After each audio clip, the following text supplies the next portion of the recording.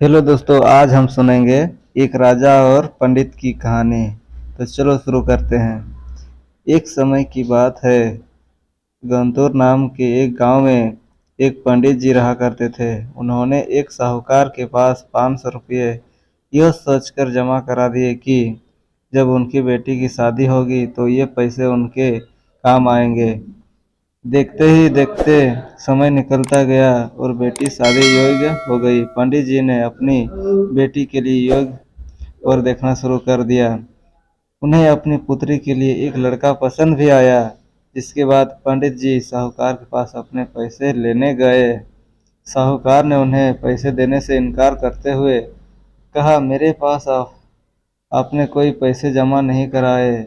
आपके पास क्या सबूत है कि आपने मेरे पास पैसे रखे थे? क्या आपके पास उसका कोई लिखित प्रमाण है?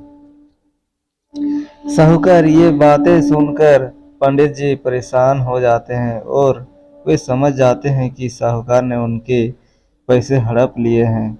एक दिन पंडित जी मंदिर से घर लौट रहे थे, तभी उनके दिमाग में विचार आया कि उन्हें उस साहूकार की शिकायत राजा से करनी चाहिए।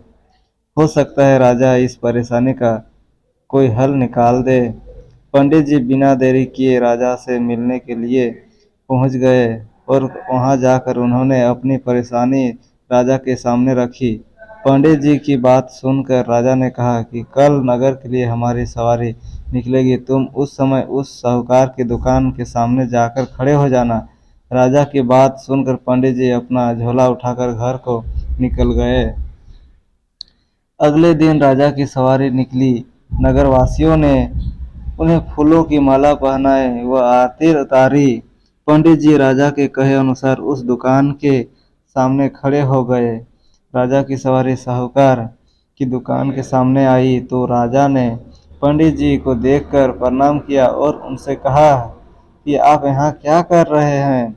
आप हमारे गुरु हैं, आप हमारे साथ बग्घी में चलिए। पंडित के बग्घी में बैठने के बाद साहूकार ने राजा की पूजा की और उन्हें फूलों की माला पहनाई। उसके बाद राजा की बग्घी आगे बढ़ गई।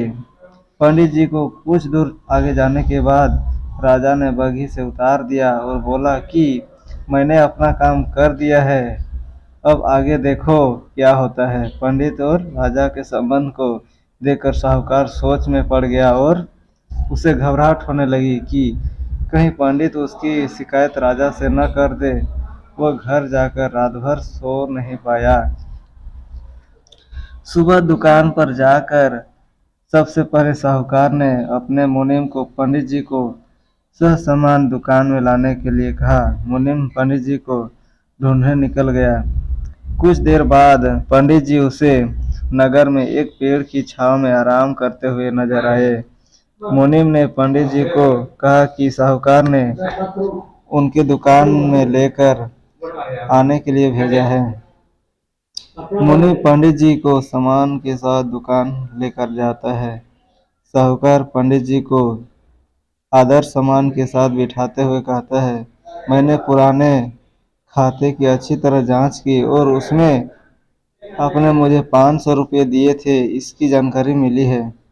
यह पैसा पीछे 10 सालों से मेरे पास जमा है, जिस वजह से इसका ब्याज मिलाकर यह 12,500 रुपये हो गए हैं। फिर साहूकार उन्हें 13,500 रुपये देता हुए कहता है कि आपकी बेटी मेरी भी बेटी की तरह है, तो ये 1,000 रुपये मेरी तरफ से उसकी शादी के लिए है।